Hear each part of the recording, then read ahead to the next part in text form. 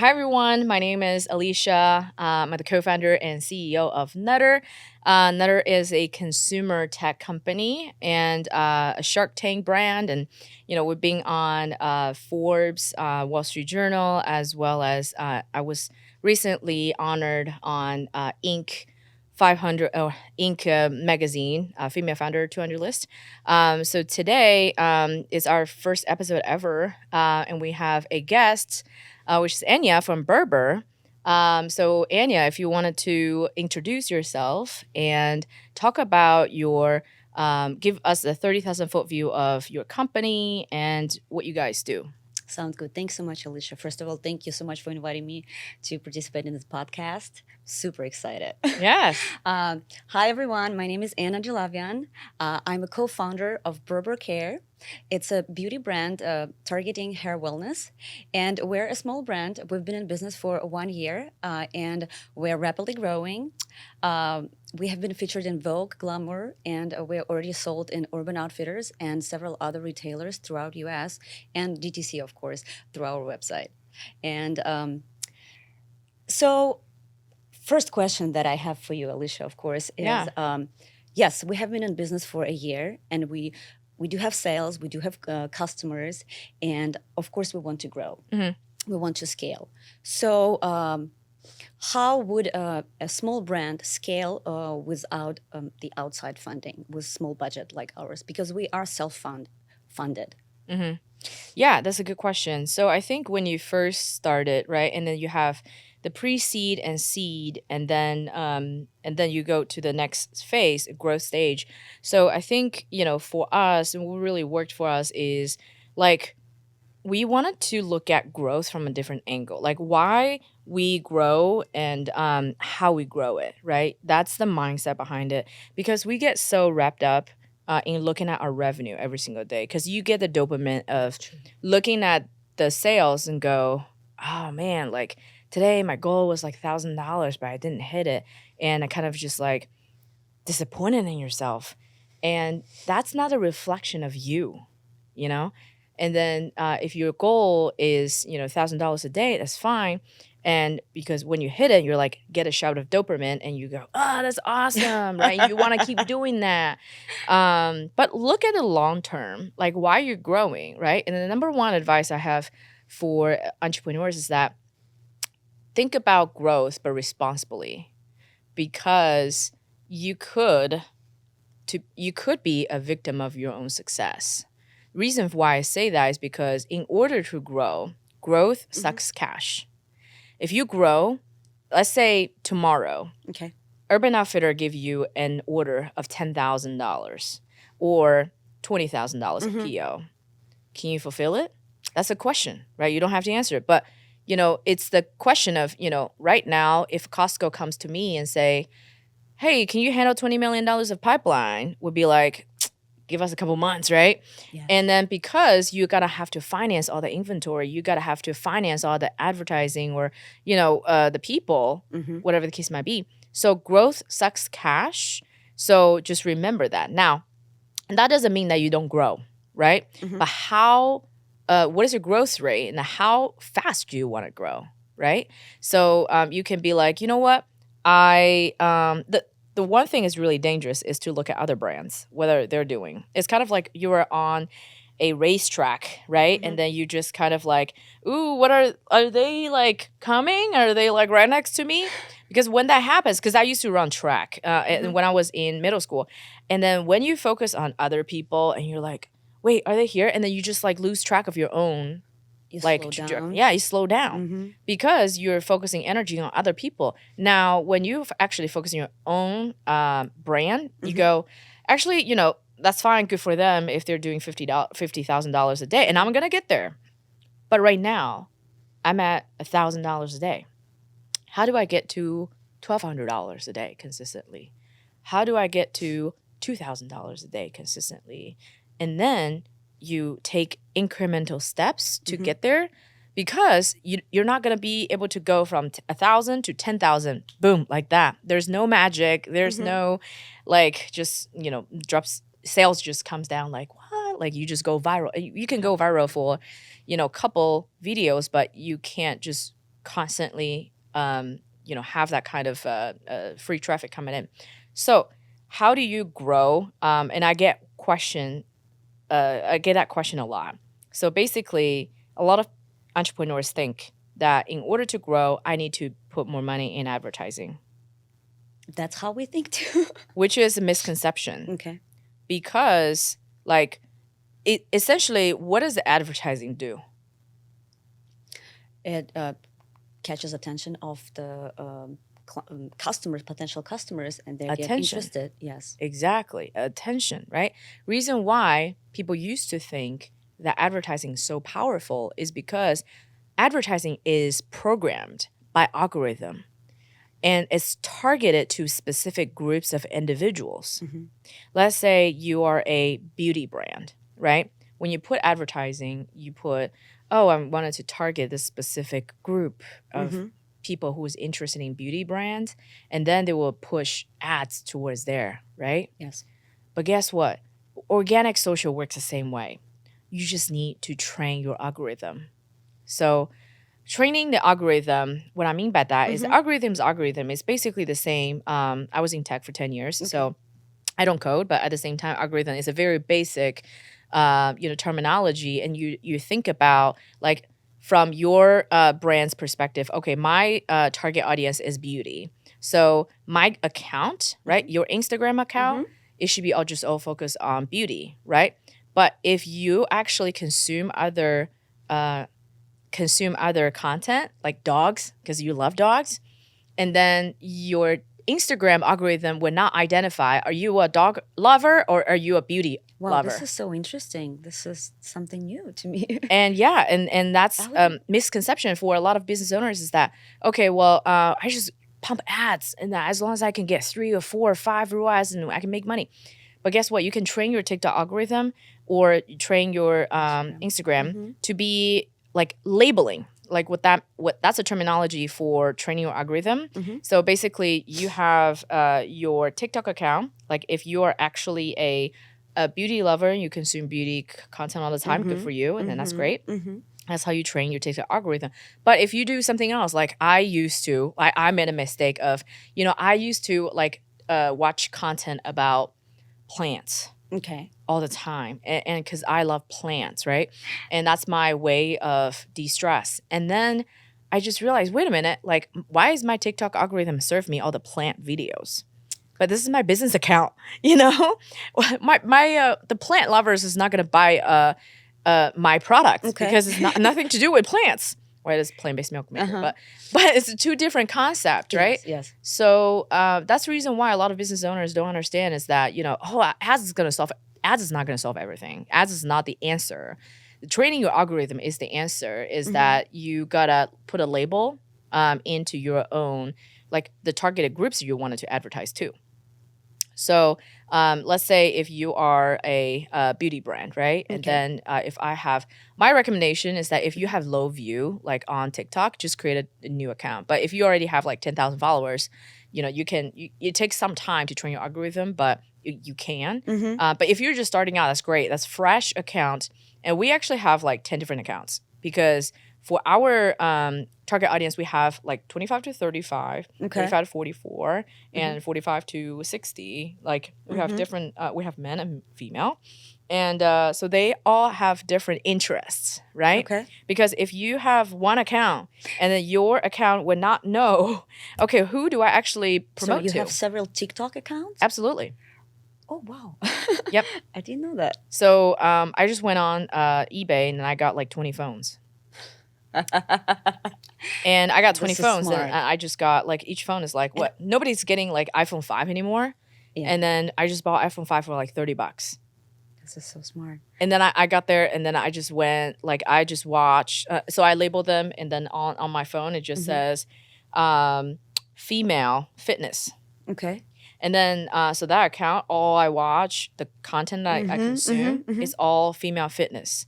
Every single video from the beginning. And I just like talk about, just only watch the content of female fitness. And then, so from there, I actually got to basically only watch those content and I don't post anything. For the first 3 to 5 days. I don't post anything. Mm-hmm. I just only consume those videos. Why? Because you're putting a label on TikTok and train the TikTok algorithm. This is a female fitness account. Wow. And then TikTok algorithm is going to be like, okay, well, I'm going to find more, female fitness influencers or people just consume those content and then following, like, pull them in, right? And then you post that video, and guess what? You oversend, just boom. It's The gonna show it to first video, hundreds of views. Like, how do you even do that? Like, because TikTok algorithm. So here's a TikTok algorithm map. Okay, so for any social media, really. It may be TikTok algorithm is a little bit different, but here's a map. But basically, the outside map is like new account, right? Okay. And then TikTok is like, all right, I don't know who you are. I'm gonna fill you out a little bit, and then you constantly posting or consuming whatever content, like beauty content, and then they will tag you as beauty brand or beauty interest. Interesting. Right? And then you also watch certain age group, right? If you want to target 25 to 35, you only watch, like, if you see people who are like 18-year-old, swipe. Got it. And then you only stay and watch the whole video of 25 to 35-year-old. And then you interact, you comment, you like, you just increase the engagement, and TikTok will be like, oh, she likes that. I'm going to put more of a content like that. And then it's very targeted, right? And then once you have that, and then after 5 days, you start posting. And guess what you're going to post? 25 to 35-year-old female fitness. And then you put that on there, and guess what? Where TikTok algorithm is going to push it to? And show it to those people. It's This how is so ads work. And then essentially it's, because new account is like the outside of this, think about the map, it's like a bullseye, right? Kind of like the target bullseye. Outside you have the new account. And then after you train the algorithm, after you post a few, and then you go to in the middle, it's called steady account. They know who you are, they know your label, they know the age group, they know the interest, okay? This is when a lot of business owners make that mistake. They will start doing ads. And guess what TikTok does? They will keep you there for as long as they could. On ads. Because they want to make money on you. off of the advertising. So you do not do TikTok ads? We spend $0 on TikTok. Okay. Zero. Because we want to do is leverage that free traffic, especially for small business owners. If you're just starting out, you don't have a lot of budget. You don't have a lot of outside funding, right? Those big consumer brands are like raising $40 million. Why? Because their advertising is so damn expensive. And that's the reason why they raise a lot of money and dilute themselves, and you don't want to do that. So instead, the reason why I call our podcast e-commerce, new e-commerce era, is because the era of running ads on Facebook and Google is over.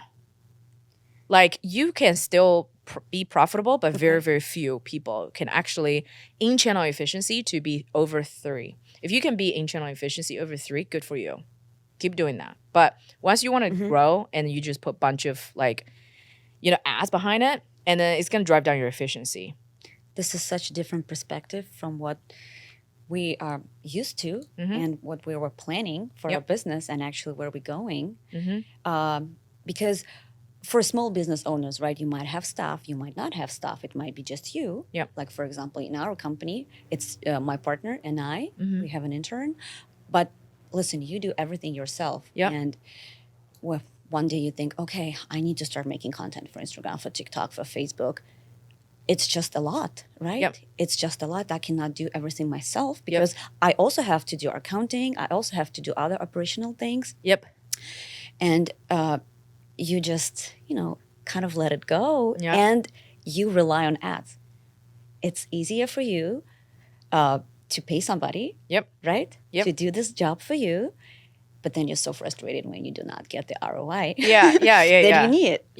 So what would be your advice in this case? When you're so busy, especially as women, right? Some of us founders are mothers like you are, and we have husbands that are second kids, and dogs, cats, and a lot of things going on, right? Apart from our business. So you're working 24/7. When do you have time to do content? And if you do not, what are you going to do about it if you don't have enough money? Great question. So being in coming from tech world, and then I just understand the power of technology. And this is something that is so different than the age before. Because Okay. think about if you are a small business owner in the 1900s, like you gotta have to write out a note and put it in the back of a horse, and then like the horse, hopefully that gets to another, person, whatever, to get the word out. But nowadays, you can just like literally create one piece of content. You can get hundreds of people, thousands and hundreds of thousands of people to view it, right? Now the question is, when do you actually do it? And then the thought of, we talk about training the algorithm. We're talking about the, you got to post every single day or post like 6 times a day. 6 times a day. It's like you just, your head is just like become 3 times big when you think about that. However, if you actually think about, if you can actually manage your time well, Mm-hmm. and then, so let's say in a week, you wanted to post twice a day, okay? And then you can basically use the technology and do 1 hour of content. You change different outfits, and then you just upload it to. There are certain tools that I use for, there's one tool. It's called Opus.ai. Opus AI. Opus. Okay. OPUS AI. What that does is to turn an hour of content and divide it into, automatically edit it into 10 different videos. And then, so basically, when you just schedule 1 hour of content, and automatically you have 10 different videos. Wow, that's so efficient. So, for example, for this podcast, we schedule 1 hour, and I'm going to upload it on the opus.ai, and then it's automatically giving me 10 pieces of content. Cut it into different. Yeah, so that I can go to Disneyland with my son later. Because you still have a life, And it's not just like your content should consume your life. Or just have your intern do 1 hour of content, just write it down. And all you got to do is like, think about it, there's only 4 weeks in a month. And 4 weeks in a month, and then you just write it out. You think about your brainstorm and just say, hey, I want to do X, Y, and Z. Okay. All these content, I want to plan it out.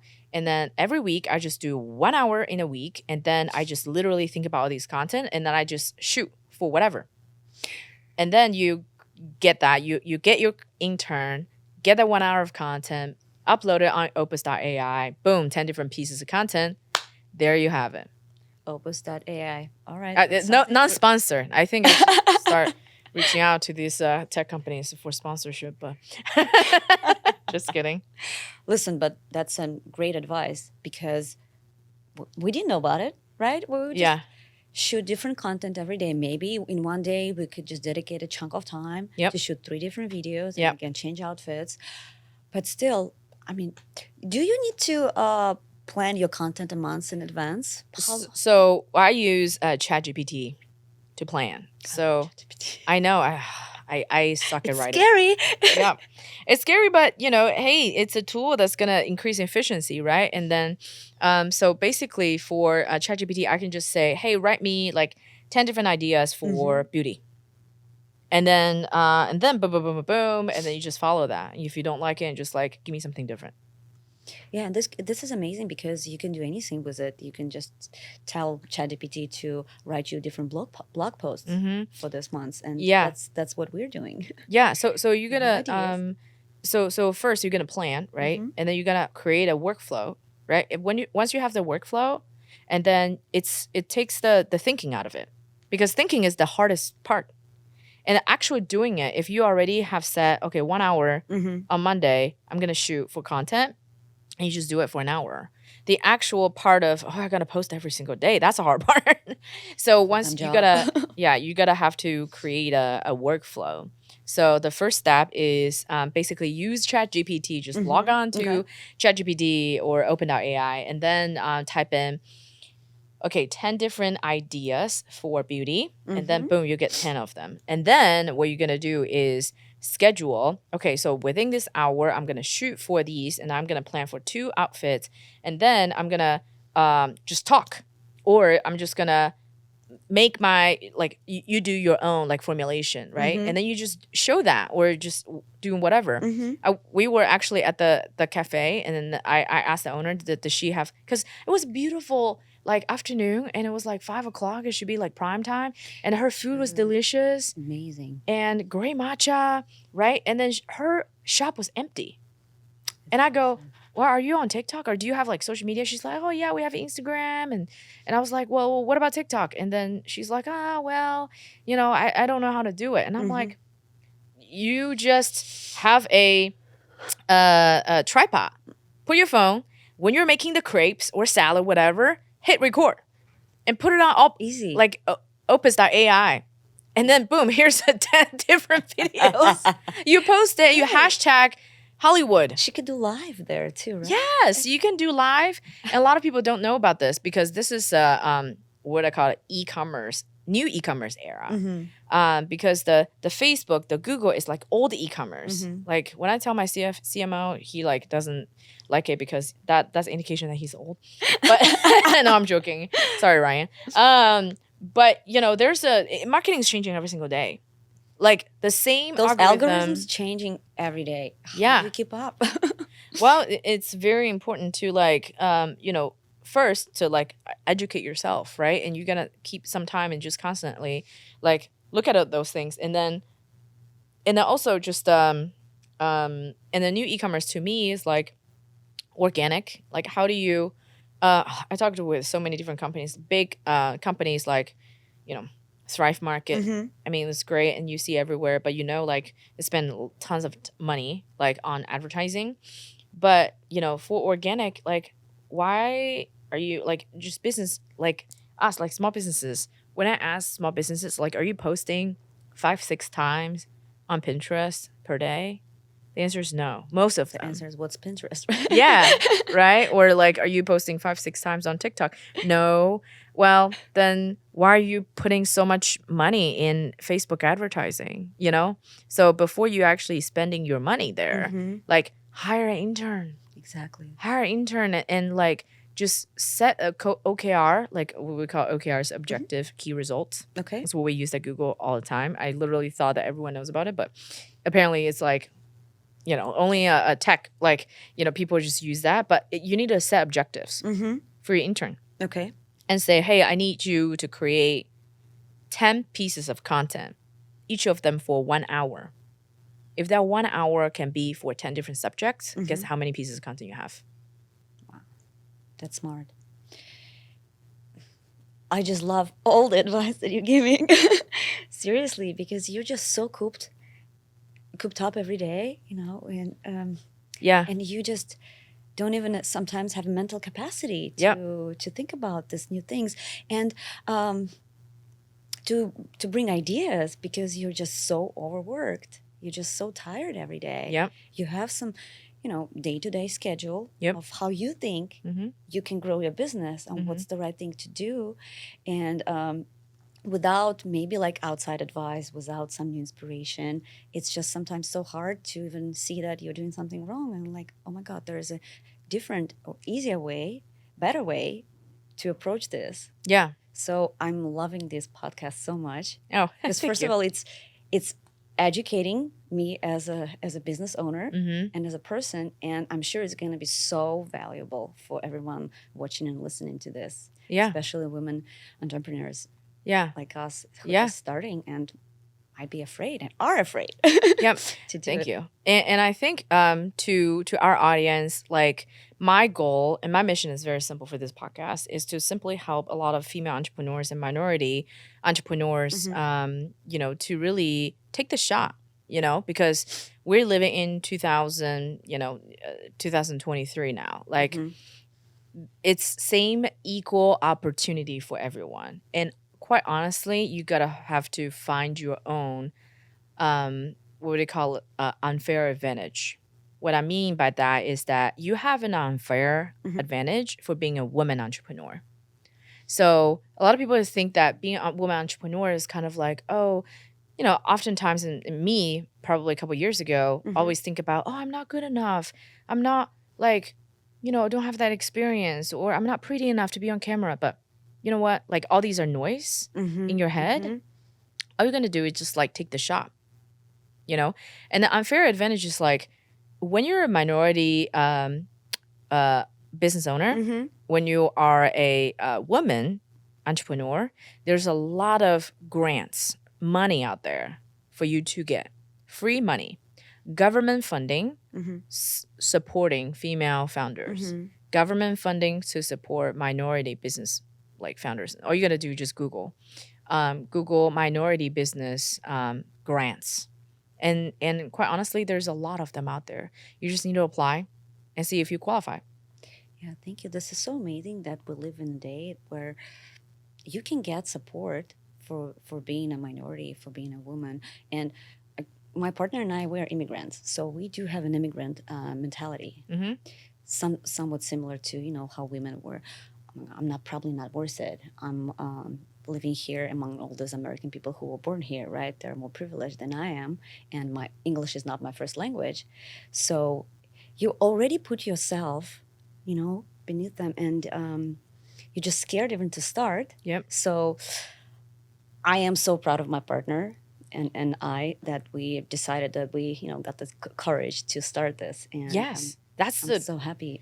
that's 50% of the battle, because a lot of female entrepreneurs or female in general, like some friends of mine back in Ohio, like a lot of them are in their comfort zone, or not necessarily comfort zone, like what you said. There's a lot of noise out there. I'm not good enough, and maybe I will fail. Like that's when a lot of anxiety comes in, and just like, oh, forget it, right?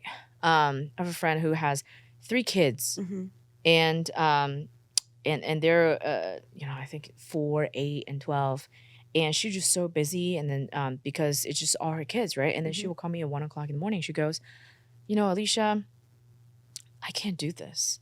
I feel like I lost myself. And because I have kids and I feel like I don't have life. Like I am, in fact, only 33 years old. And I was just like, when you have a kid, doesn't mean that your life is over. A lot of, like, I have a 2-year-old Mm-hmm. and I take him everywhere with me. The past 2 years when I run this business, he's been on 40 different flights. And we've been to 12 different countries because, that's wherever I go, I take him because I want to see him at the end of the day. I don't want him to like grow up and be like, oh, I never see my mom because she's always so busy, because that's kind of how I was. As an immigrant, I'm an immigrant myself. And then I just remember when I was growing up, my mom is always gone because she's got to provide and she's going to, she has to work. But, as an immigrant, I think that's an unfair advantage for us because it's a blessing for us because of immigrant. And I heard that as an immigrant, 80% of the millionaires are immigrants. Like it was. You need to work harder, right? Yes. You already have to work so much harder than people here. And you know what? I have so many people that I know that complain that were born here, third generation, that they complain about how hard their life is. And you just tell them, listen, you don't know you don't know my life, right? You don't know what I was doing before I moved here. And when I came here, I had to go through all this difficult process of immigration. Yep. And look, I am trying. Yep. And I started my own business. Mm-hmm. I don't know what's going to happen to my business, in several years. I have a goal to to prosper, but I just have to work so much harder than you do, and I'm going to succeed. So I just don't like this attitude of people.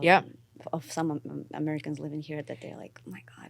And that is that's what I think it's the you can use it as your own power, right? And then for me, a little secret is that when investors talk to me, when I talk about my $1 billion exit, right, and I talk about in 5 years we're going to be a $1 billion company, they just have a little smile on their face, like, and that motivates me. Because that's the reason why, I'm that kind of person, like, don't tell me I can't do it. Just I'm going to show you, right? Same thing on Shark Tank. Like, those sharks missed out, right? And then just ever since, we didn't get a deal on Shark Tank, but guess what? We raised $2 million after that. We've crossed $10 million in revenue after that. And I'm going to show them that they missed out, right? As an immigrant, and you have that power, and to say, and as a female as well, you have the power to say, you know what? Like, hey, we have the same condition. We have the same resources provided to us, but I'm going to work twice as hard as you. That's my power. And when you are scrolling TikTok on your bed, guess what? I'm promoting my content on TikTok. And You then, will see me there. yeah, and I'm making money. And then at the end of the day, like 5 years from now, and guess who has the, more money and success? And the good part of it that you can make a change, right? Yep. You can inspire so many other people to open their own businesses. And the product that we have, you have this amazing machine that you can make your own milk at home that's safe, and you know what you put inside your body. And in some way, this is our product too, because we have completely natural product that really works towards your amazing, beautiful hair that you can grow, you can manage, you can maintain. And when you use it, you know that it's natural, that it's safe for you and your baby and your kids. And your husband. I just love that people are now shifting to this completely different concept of goods that they consume. They're paying more attention to the back label, to the ingredients. Yes. And I'm just proud of our businesses. Yeah, and as you should. So there's a lot that you can talk about. Like, for example, and the product is a product, right? And then it really doesn't really matter, like what you like. I mean, it does matter as long as you have a good good purpose. And when you have a good product, right? It's not only just having a good product, but also how you sell. It's two different arts. Yes. Right? And then just like what we talked about with the cafe owner, and she has this great sandwich. The best one I tried. Yeah, but she needs to stay in business and then to be able to promote to other people. So that's two different arts, and then you have to like really master how you do it. So and I think I agree. Nowadays, the supply chain is so broken. The food chain, the manufacturing they put tons of crap in our daily life. And then I can't believe that FDA actually approved some of these natural flavors or whatever. So when you actually go purchase, right, you gotta know what's in your product. So that is really the ethos of that. You and me, we get it. We know that thousands of other women get it. And when you are actually, looking at, you're conscious about your choice of consumer goods, that's when you can actually connect. So this is why we use the power of social media to be able to communicate with your audience out there and just say, hey, what are you using? Are you using Pantene? So bad for you. And then, and then you talk about your clean ingredients, your purpose, your mission, right? And then behind it, there's so many other good CPG brands out there. And then people don't know them until they actually heard, wow, you actually, the label is so clean. But you have to, talk about it and get it out. And some people might not even know that Pantene is bad for them. Right. They have been using it all their lives. So, and you just educate them. Yep. You educate them. You open their eyes to, all those harmful ingredients that they put in their body. And you show them that there's a different way. To approach this, your health, your wellness. Yeah. So I'm very proud of us doing this. Yes. So I have another question. Sure. What inspired you to start this business? Yeah. I know that I know the pre-story a little bit, that you were pregnant when you decided to start Nutter. Yep. So what was the main reason for you to start this business? So I was very I was pregnant, and I was really the healthiest of my entire life because I feel like I was responsible for another human being, right? So because the food chain is so broken, and I'm lactose intolerant, and I drink a lot of plant-based milk, and I used to drink Oatly and almond breeze, but I looked at the ingredients and I go, oh my God, there are emulsifiers, gum, and preservatives, added sugar, and this is so bad. If I drink it every single day, I'm gonna be so bloated, right? And that causes inflammation. And that's the reason why. And then as an immigrant, and I grew up drinking homemade soy milk, and I just love it so much. And then my mom would make homemade walnut milk with black sesame and dates. That's an interesting Had just so recipe. nutritious and delicious. I want to And I try was it. like, oh man, it's like the difference is night and day. So that's the reason why. And I looked over on my kitchen counter and I go, wait, is there a device like kind of like Mm-hmm. Nespresso, Mm-hmm. but for plant-based milk? And we looked it up. No, there's none. So that's what prompted us to. And my husband is a mechanical engineer, so that helped. So we just got to work and we created another machine. And fast forward 20 months after, we are on Shark Tank and just all the other press and Mm-hmm. Mm-hmm. we are very happy that we have 60,000 like happy customers, Mm-hmm. and then they all provide us like I love reading all the comments on IG. I'm sure you do too. Yes. That's what like drives me every single day. It's just like when I have a day that's like, man, the sales is not there, but I look at the comments and I Mm-hmm. go, people are like, I love my nutter. I use it every day, and it's so good. Like Yeah. that motivates me. Some days this is basically the only thing that just keeps us, going. Because you can have a bad day. Not all the days could be good, right? And Yeah, one day you're just so exhausted, so tired, but then yeah. you read a new comment came, like new review came to your website. And it's a genuine review from someone who might have been struggling with Yeah. their hair care or just wanted, use a natural product to maintain their beautiful hair. And their review is so nice and so honest, and they loving your product. And you're like, oh my God, I'm doing the right thing. I'm doing the right thing. I'm Yes. moving towards the right direction. And I'm just going to keep going. Yeah. Yeah. So sometimes it's like the motivation is that you're gonna make an impact in the world, right? So it doesn't matter if your goal is to serve 100 people or 1 million people, as long as you put good out there and then for this world and you're making an impact, right? Yes. So that's what we're talking about. It's like, CPG is like, consumer packaged goods, and then we are doing something good. Like if we're ethical brand and we'll provide the transparency, and then if you can do that and then let more people to enjoy your good quality products, that's the mission. And so that's what I talk about. Like our mission is very simple. It's to change the way we milk. It's to fix this broken like plant-based milk industry. And we're gonna be the leader in the space. And then as you should, like in your space too. And you want to be like the leader in the market, because why not? And we want to be an inspiration. Right. We want to inspire other brands to Yep. move towards more natural beauty. And we want to inspire consumers, Yep. to use it themselves, to share it with their households, to share with Yeah. their friends, and just change the way consumers and everybody, perceive the beauty products. Yeah.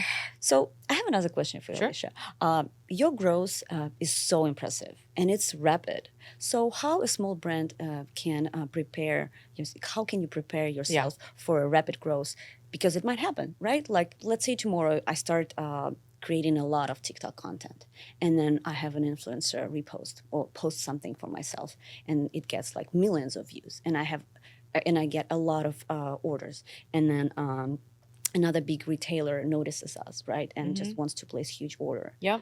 How do you prepare yourself to such rapid growth? So as an entrepreneur, you always have plan B, Okay. right? You have plan B of plan B.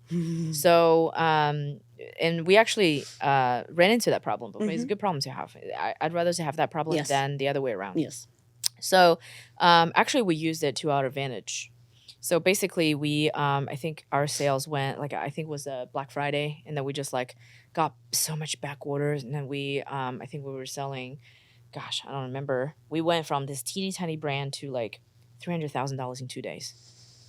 And I would go, oh my God, like how do we fulfill these orders? And then we actually, after we strategized, right, and then we're like, you know what? We just say, sorry, we sold out, but hey, guess what? You can still place order, and then we're gonna ship in a later day. Yes. And then we estimated when the next order is gonna come in, and we say, hey, well, thank you for your support, small business, and then we are going to, ship out estimated in January or 3 months from now. And then you know what? A lot of people are understanding. And then, also our customer service did a really good job. And then Yes. say, thank you. And then thank you for your understanding. And then just knowing that you have a good audience, and then and I People think what excited for people that. don't mind waiting, Mm-hmm. they need communication. So that's the reason why we over communicated Okay. with our consumer and Mm-hmm. goes, hey, we are, you know, we're a small business, so we didn't have that much inventory. Just be very honest with your audience, and then they're like, oh no, it's okay. So as long as you periodically Mm-hmm. sending them updates, and then they will understand. But then you also have to make sure that you are prepared for your supply chain, your operations, in order to be prepared for large growth like that, Mm-hmm. right? Mm-hmm. Because that's going to happen when you have a retailer like Urban Outfitter and comes to you and then be Mm-hmm. like, hey, we want to place a PO for 10,000 orders. Yes. And you're like, oh, that's great. But now what? Like, I'm just going to freak out a little bit. How am I gonna, produce all this inventory? Yeah. So, and then what you do is you negotiate. You ask them, hey, what is the lead time Okay. that you require? Some of them, they're like, well, usually it's like 60 days. Some of them will give you 90 days. Mm-hmm. So, what you do is take that PO or a letter of intent, Okay. LOI, and then take it to a inventory financing bank or Okay. finance institution. Mm-hmm. You can use like Dwight financing. Shout out to Dwight. Mm-hmm. And then there's a lot of like inventory ABL, like asset based like line of credit. Mm-hmm. So or you can just use it. So for example, the inventory financing, right? And all you're gonna do just like Google inventory financing or factoring. Okay. It's called factoring financing. So you basically just send them your PO of 10,000 orders, and then they'll be like, oh, that's great. So Yeah. I'm going to lend you They have 80, security. 80% of Mhm. that. So that's basically a promise. Say, oh, you're Mhm. going to receive these AR, account receivables, and I'm going to lend you this much. Mhm. And then you can use that for your inventory. There's another way to do it is by curating a good relationship with your vendor, with Okay. your manufacturer. Manufacturer. Mhm. So if you do use a manufacturer, and then what you can do is to basically negotiate with them, right? So what we did is our manufacturers in China. Mhm. So we actually flew to China. Mhm. We sat down just across their table, and then we developed a good relationship. We wine and dine, like they actually wine and dine us, but we developed that good relationship, right? And then at the end of the night, Mhm. and I said, you know what, we want to be your biggest client, and we're gonna produce so much, and then but we need terms. Mhm. So we need like better terms. So you can help us to finance, right? Instead of I go to the bank and I go to my manufacturer actually finance my inventory. Wow, this is smart. And they will say, of course we want to help you grow. Mhm. And if we can work out a deal, right, in the longer term that you work with them, and then kind of have the proven record Mhm. of, okay, you're actually a good vendor, you pay Mhm. on time, and you Reliable. keep Mhm. coming back for more, and and then just say, hey, I'm just gonna pay 20% or 10% as a down payment, and then we have like net 60 term, net 90 term, net 120, and net 180 term. Mhm. Mhm. You don't pay them until 6 months after. If you can actually develop that kind of relationship, and then you go back to Urban Outfitter and say, we can do that. Wow. How about 20,000 units? This is such great advice, because we also supply our packaging, the bottles for our product in China. Yeah. And negotiating with Chinese manufacturer is a different kind of art. It is, and I'm responsible for this, and I actually love it. Yeah. I actually love it, and they're such great people too. I think we're coming time. But thank you, Anya, for being on the show and Thank you being so our much. first ever guest for the new e-commerce So era. excited. So yeah, hopefully we can do more of that. We're here to help entrepreneurs Yes. like you Mhm. just getting started and have some traction and want to scale, right? And then sometimes then you just feel like you're alone. But we're here to help. I don't want to be like another internet guru just talking about, hey, doing drop shipping, and like I'm giving like some like real life advice. real life advice. Mhm. Sometimes it's a struggle. Okay. So there's some mistakes that I've made and I wished I didn't. Mhm. And then sometimes we still struggle. You always have like different kind of pain points, but always remember when you run into a new problem, Mm-hmm. that means you've arrived at a new level. Okay. And I was like so stressed out with the other day. I was, I got fished, right? And then people like asked me like for gift cards. And I was like, what is this? Like they're trying to like scam me or something. But then that's actually called phishing, right? So when a company is like become a corporate level Uh-huh. and it's a bigger company, Mm-hmm. they wanted to tap into your security system and then get some money out of it. So I was like, oh, that means like I'm honored to be scammed right now because I'm that big, right? yeah, I'm getting I'm bigger. that I'm a big. like a actual legitimate like corporate now. So I always remember you're getting to a newer level and then you're getting out of your comfort zone. So that's good. So seek discomfort and get comfortable of being uncomfortable and you're growing. This is such a great advice. Thank you so much, Alicia, for Yeah, having me on this podcast. absolutely. And I'll see you next time. See you next time.